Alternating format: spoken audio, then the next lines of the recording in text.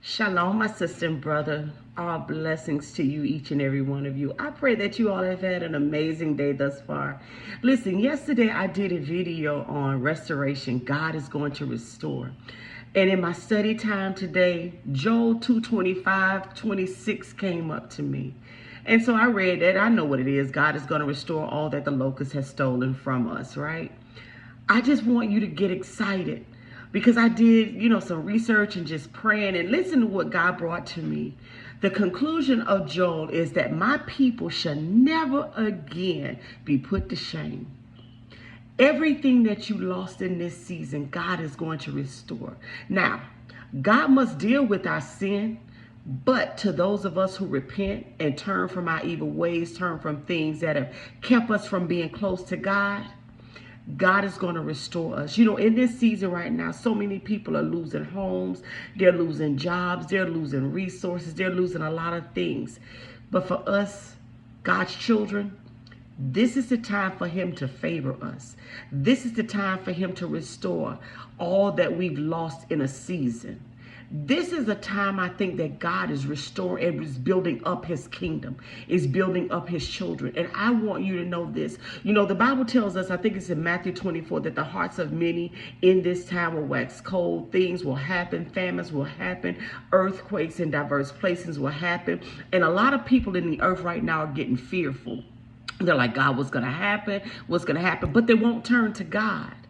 But we, his children, we keep seeking his word. We keep seeking our Lord because he gives us the secret things of the world. He gives us the secret petitions of our hearts. He gives us, I guess, inside information. That's what I'll call it. He gives us inside information because I know for me in my study, he keeps giving me little nudges. He keeps giving me insight into things that are to come, things that are to happen. And he gives me insight in how to be safe, how to store up for rainy seasons, so to speak, how to be protected from evil, how to reach and pull his word into my life so that I can stand on that word. And it keeps me safe. It keeps me provided for. It keeps me from going down wrong lanes or making wrong turns. Like I told you, the GPS of the Holy Spirit. And that's what he's using right now, his spirit.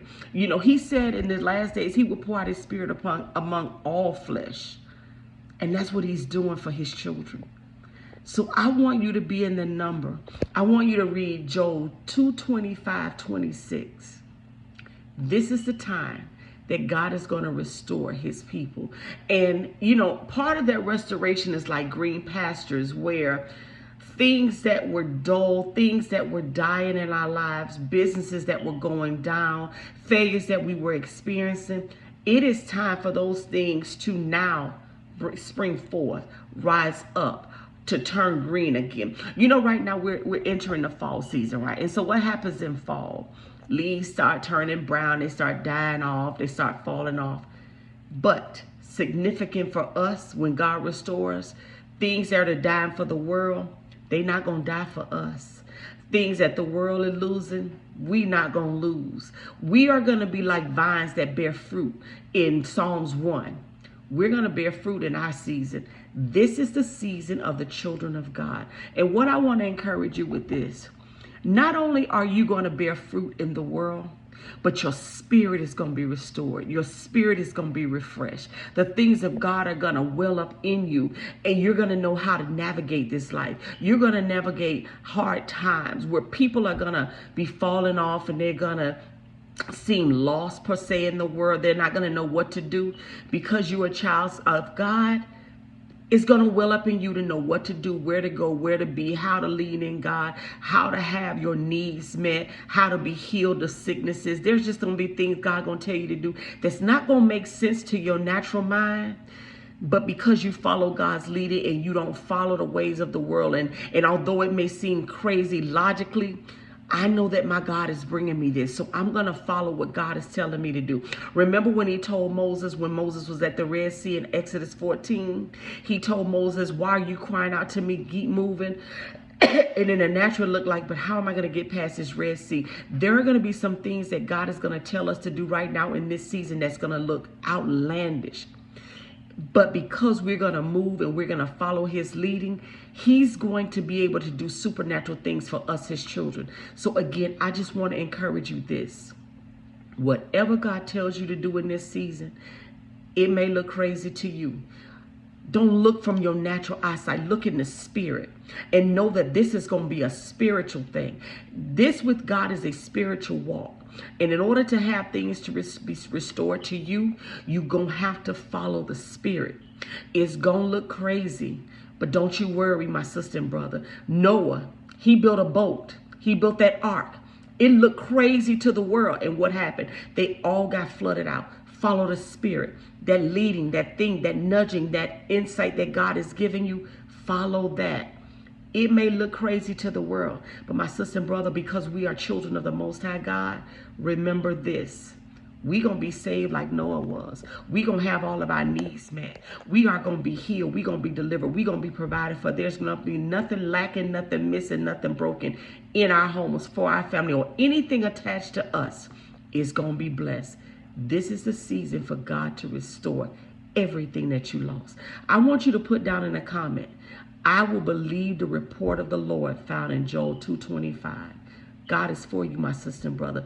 Do not fear, do not worry. Although things are happening all around us, we are God's children. He's going to take care of his children.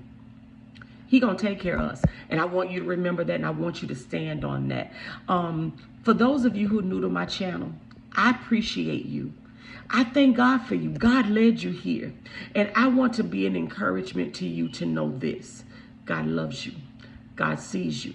He will never leave or forsake you. He is for you. And I don't care what's happening in your life. If you will stand on the truth, the biblical truths of God's word, you will be able to stand in this season, in this time where the world is being turned upside down. We have so much evil happening in our world.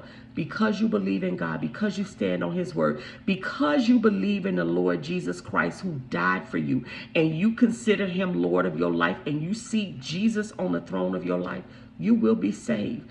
Things will happen for you that won't happen for those in the world. So I want you to know this. Be encouraged, my sister and brother. God is turning that thing around for us. He is restoring things now. Not tomorrow, now. He's working in our lives now to change things for us if we will continue to stand on his word. Stand on the word. Again, remember, I'm sending out the new devotional to you tomorrow. I thank God for each and every one of you who has sent me an email to receive it. I pray that it blesses you. I pray that God covers you. It is dealing with our faith. It is dealing with strengthening us in the word of God. If you want it, my email address is in my bio. Send me an email. I'll send it to you. It's going out tomorrow. May God bless you with this word. Again, remember Joel 2:25-26. God is about to restore his children. I want you to be a part of that restoration. I want you to lean into him. Lean into his word. Seek Jesus. Let God be your guide. Father God, I come to you this morning.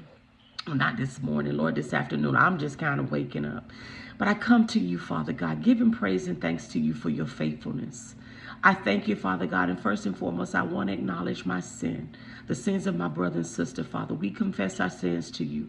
And your word says if we confess our sins, you're faithful and just to forgive us and cleanse us of all unrighteousness. So, Father, we come to you today asking that you would forgive us. Thank you for being Elroy, the God who sees. Thank you for being Jehovah Jireh, the Lord our provider. Thank you for being Jehovah Shalom, the Lord our peace. Thank you for being Jehovah Rapha, the Lord our healer. Thank you for being Jehovah Roha, the Lord our shepherd. Father God, we thank you for your faithfulness. We thank you for your word that says no weapon forged against us, your children, shall be able to prosper. And every tongue lifted up against us in judgment, you have given us the ability to condemn and prove to be in the wrong. Father, we come to you for your presence, your peace, your provision, and your protection. Don't let us be disgraced, O Lord. Save us, for you always do what is right. Please turn your ear to listen to us and rescue us quickly. Be our rock of protection, a fortress where we will always be safe. For the honor and the glory of your name, lead us out of danger, O God. For many have been our afflictions and our troubles, but out of them all you have delivered us. Father God, your word says in Romans 2:11, you are no respect of persons.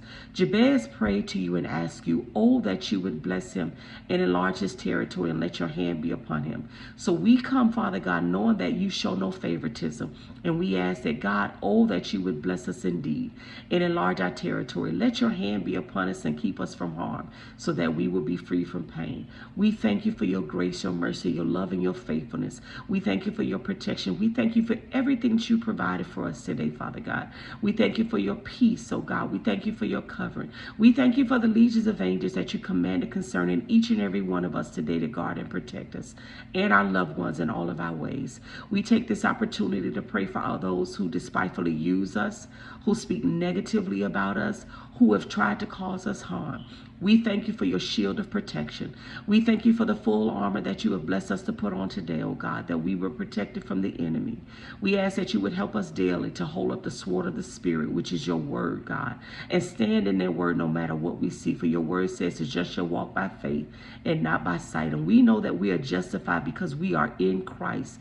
We thank you that because of the blood of Jesus, God, you don't see our sins. You say Jesus, our Lord and Savior, crucified for our sins. Father, we just want to thank you.